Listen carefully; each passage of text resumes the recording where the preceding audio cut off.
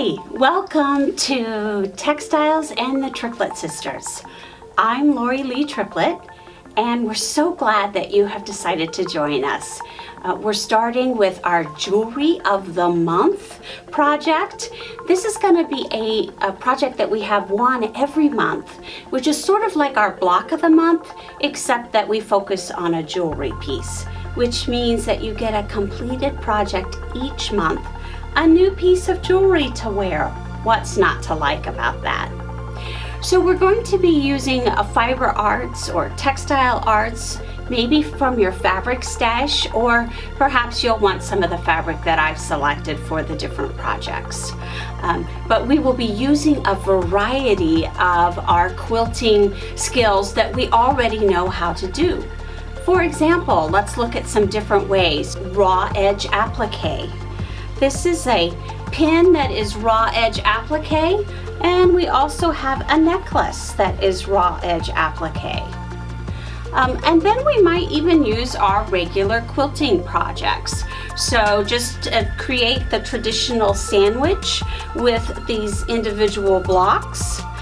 You go ahead and quilt the blocks and then attach them to the part that forms the necklace itself.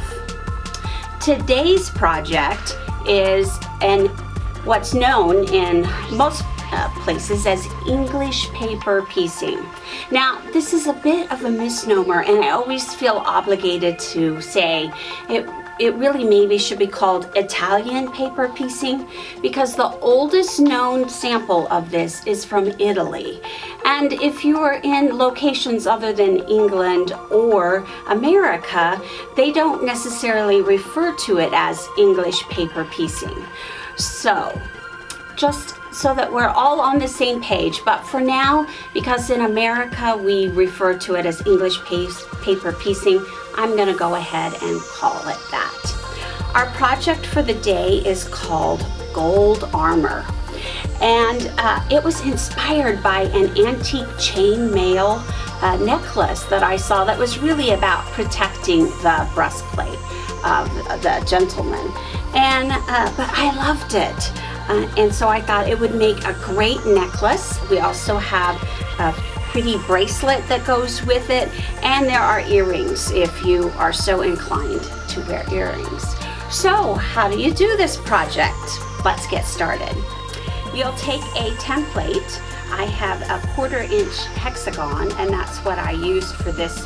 I have a 1/2 inch hexagon, and it has a 1/4 inch seam allowance, just to be sure that you have plenty of seam allowance on it instead of using the 1/8.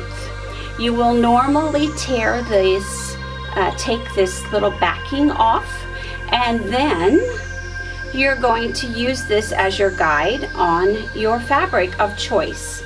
And here's the fabric that I chose for this project. I loved the gold bling, but I also liked how it had this sort of random quality to it. And even though I could do fussy cutting or a selective cutting, where you choose what you put in this plexiglass area, I actually decided I liked the randomness of it, and I wanted that random look. So I did not fussy cut. I put my template on. I take a Sharpie or some sort of permanent marker, and I draw around my template. Remove the template, and you can see I have good lines to cut by, and it won't matter that it's on the top of the fabric, because we're going to make them disappear in the seam. You just take your fabric scissors. Everyone knows that we have paper scissors and fabric scissors, and so you take your fabric scissors and you're going to carefully cut out your hexagon. Once you have it cut out, you'll take one of these pre-cut paper pieces, or if you prefer to cut them all out by yourself, but I figure when you can get them pre-cut, why not? Save that time and spend your other time doing more fun. I like to glue baste, although if you prefer to to baste with a needle and thread, feel free. You're going to glue base. You just simply put it on your card and then fold it over. I like to work on opposites, so I will work directly across and fold. Once you have your piece entirely glue basted, it looks like this. And you can see I didn't choose any specific design in there. Again, going for the randomness of that particular thing. Your next step is to simply stitch it together. And that's just putting the two pieces like you're used to doing back to back. I like to use a sewing clip or a binder clip and clip my two pieces together, and then use what I call an invisible stitch. You can use a ladder stitch or whatever is your preferred stitch that you are used to using on this particular thing. Then once you have assembled those different pieces, whether it be along the string of them to create the bracelet, then you are going to need to add the backing. Now I use a craft text, and it's a, some people call it a pliable, it's part fabric, part paper.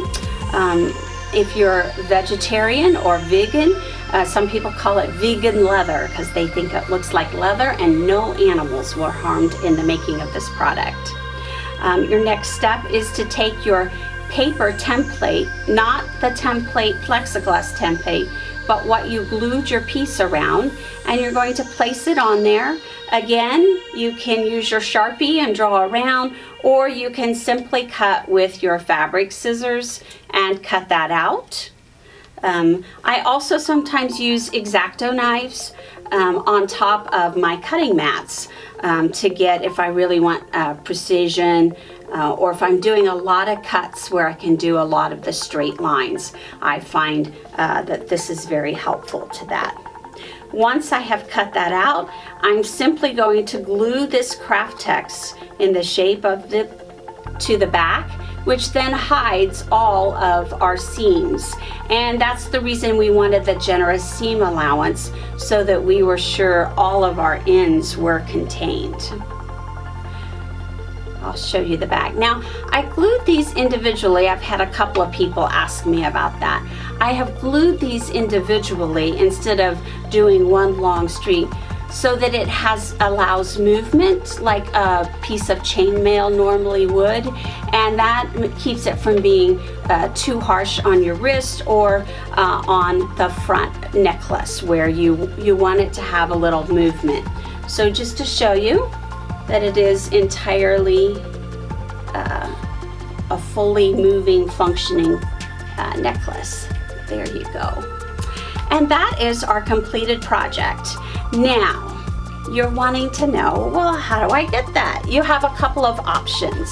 The first option is just a basics. I just want the basic, which has the plexiglass template and all these little paper pieces pre-cut, instead of you having to pre-cut these pieces. They're pre-cut. And then it also has a clasp, either for your earrings or a bracelet or necklace. And if you are interested in that, you'll need to let me know if you want silver or gold, depending on what fabric you're going to put with it. However, if you really liked the fabric that I used today and you want to have that fabric as well, then you'll want to get the full kit, and that has the template, the paper pieces in it, as well as the fabric that we use today. We will only have a limited number of these particular kits because I only have so much fabric.